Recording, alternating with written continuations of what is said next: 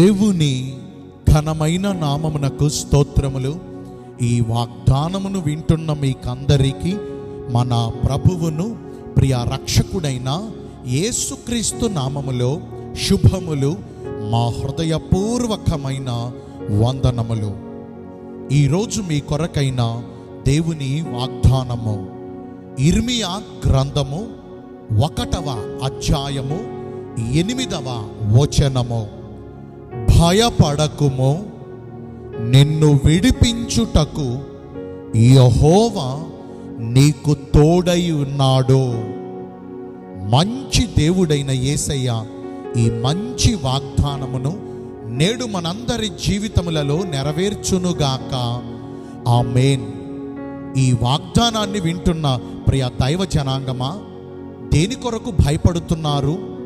మన సమస్యలు, మన బాధలు, మన ఆర్థిక ఇబ్బందులు, మన బలహీనతలు, మన చుట్టూ చోటు చేసుకున్న ప్రతికూల పరిస్థితుల వలన భయపడుతున్నారా? దేనికి భయపడకండి, భయపడకము అని ప్రభువు వారే స్వయముగా మనకి వాగ్దానం చేస్తున్నారు. మనుషులు భయపడవద్దు అని చెప్పవచ్చును, కానీ మనకున్న భయాల నుంచి, మనకున్న బాధల నుంచి, మనకున్న బంధకాల నుంచి వారు విడిపించగలరా?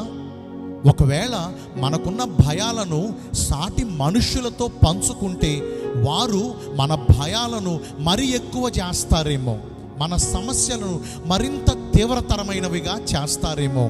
కానీ మన ప్రభు ఈ రోజున భయపడకము అని వాగ్దానము చేస్తున్నారు. మనకున్న భయాల నుంచి కూడా ఆయన నిశ్చయంగా మనందరినీ విడిపిస్తారు. ఒకవేళ మనుషులను మనము ఆశ్రయించామనుకోండి, వారికి మన మీద మంచితనం ఉన్నంత వరకు మనకు తోడుగా ఉన్నట్లు ఉంటారు, మనకు సహాయాలు చేస్తున్నట్లుగా ఉంటారు. ఒకవేళ శరీరం కదా, ఏదైనా పరిస్థితుల్లో తేడా వస్తే ఉన్నపాటున మనలను విడిచిపెట్టి వెళ్ళిపోతారు.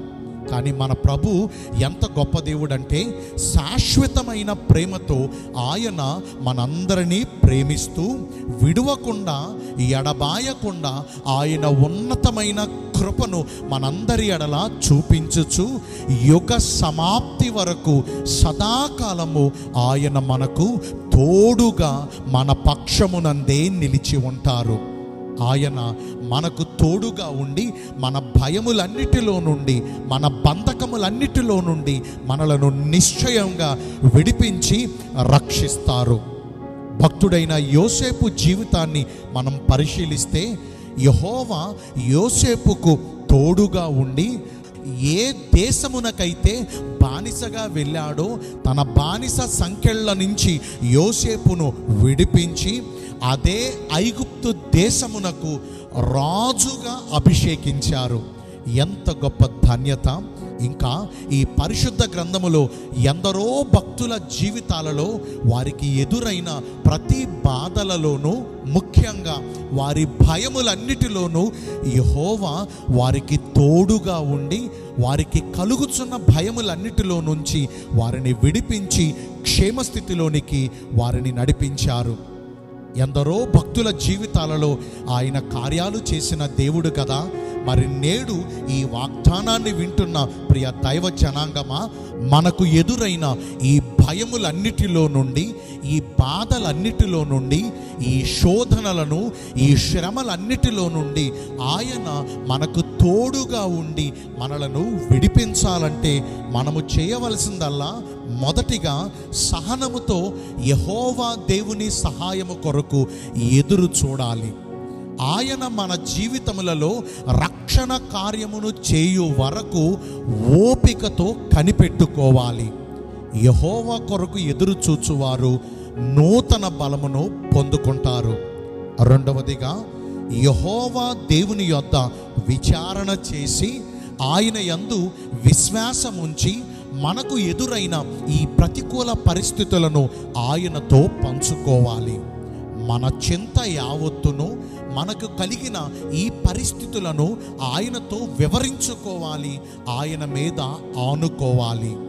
ఎవని మనసు ఆయన మీద ఆనుకుంటుందో వానిని దేవుడు పూర్ణ శాంతి గలవానిగా కాపాడతారు. మీ అందరి కోసం నేను ఒక చిన్న ప్రార్థన చేస్తాను. పరిశుద్ధుడును ప్రేమ కలిగిన ప్రియ యేసురాజా, నీ ఘనమైన నామమును బట్టి కోట్ల కొలదిగా స్తోత్రములు చెల్లిస్తున్నాము.